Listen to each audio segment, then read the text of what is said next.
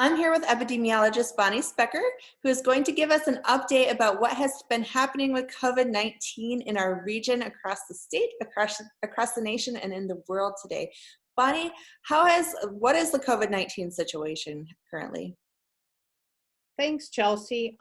It's looking pretty good, but I think that we still need to be very cautious and practice good public health recommendations in order to keep it down and get it a little bit further. Now really is not the time to let up, but I'll show the data and you'll see that it is looking quite good this past week. So these are data as of March 3rd. And as I mentioned last week, I've made this now weekly data rather than daily data. So this is the graph for Brookings. It has all the ordinances that have passed. But here we have the number of cases per week. And this past week, you can see that we are in the moderate spread level. That's between the orange line and the green line. And we were there last week as well. So now the Department of Health, they use a 2-week period to define community spread. We are now in moderate spread according to the Department of Health, which is good. Ideally, we would want to be below the green line, which is minimal spread. I didn't say that in the past because I sort of like to go one step at a time so we can feel like a sense of accomplishment. But I think it would be nice to get even lower. We definitely don't want to be going back up into substantial spread. As of March 3rd, we've had 3,599 cases. We had 28 cases last week compared to 29 in the previous week. And we did get an update on the age distribution of Brookings cases last week. The majority of them were in the under 30 age group. We had 15 out of 28 of those cases being young. The biggest increase was in the children, less than 10 years of age. And one of the nice things is the 70 plus age group, that the age group that has very bad outcomes. We only had one case in that age group. Hopefully the vaccines, the vaccination of these older ages is helping to keep those numbers down. As far as hospitalizations, and this is again just a reminder, this data is only complete prior to February 25th. But there were 3 cases this past week compared to 2 the week before. We also had an additional death this week, and we've had a total of 37 deaths in Brookings County. If you look at the vaccination data, the green lines are Brookings County. These dotted ones are people that have received at least one vaccine. And you can see this big jump that we had last week, and that's because of that vaccination pod that was done out at Swiftel. They vaccinated about 1,000 people, and I'll talk more about that pod at the end of the talk. We have 6.5% of our county population aged older than 16 have been vaccinated. So this only includes individuals 16 years of age and older. If you look at the state, we've had 112,833 cases. Last week we had a little bit over 1,000 cases, a small amount less, or a little bit less than what we had the week before.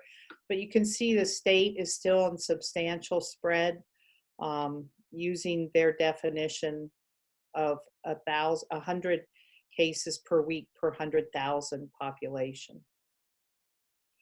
If you look at the state hospitalization data, the purple lines here, the purple bars, are the number of new admissions during the week.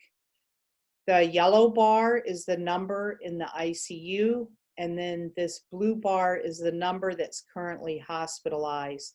So we've had over 6,600 hospitalizations as of yesterday, 84 hospitalizations in the previous week compared to 104 the week before. One thing I also just want to remind people is back in this time period, the current hospitalized in South Dakota, that does not include people that were transferred out of the state. I've heard people say, well, we handled, the hospitalizations really well. We had over 600 people hospitalized, but that doesn't count South Dakota residents that were transferred out of state. The Department of Health does not track those individuals. As far as the number of deaths per week, we've had 29 this past week, 20 in the previous week. So we did see an increase in the number of deaths. And we've had close to 1,900 deaths in South Dakota. And the last death that's been reported on the dashboard was on February 23rd. The death data does run behind from the time of the death until when it's actually posted. If you look at the United States, the number of cases this past week, 464,000 new cases compared to over 500,000 the week before. So this has dropped a little bit here with close to, with 29 million cases in the US as of yesterday. The total deaths were above 520,000 deaths in the United States, which to me is mind-boggling. The deaths last week were close to 14,000, and the deaths the week before were 15,000. So we're still experiencing quite a high number of deaths each day. If you look at the cases globally, there are over 115 million cases of COVID, almost 2.5 million last week compared to 2.8 million the week before. But we are going down, but we're still quite high worldwide. As far as deaths, we have 2.5 million deaths worldwide, 59,000 the last week compared to close to 72,000 the week before. So we are dropping. Again, we're quite high with a little less than 10,000 deaths per day. One of the things I wanted to let people know is that the Brookings Pandemic Planning Committee is going to have another pod next week. And these are for people that are age 65 and older. And this is the website that you can go to actually register for a vaccine. That's the news for this week. And we'll see you next week. Thank you so much, Bonny. I appreciate it.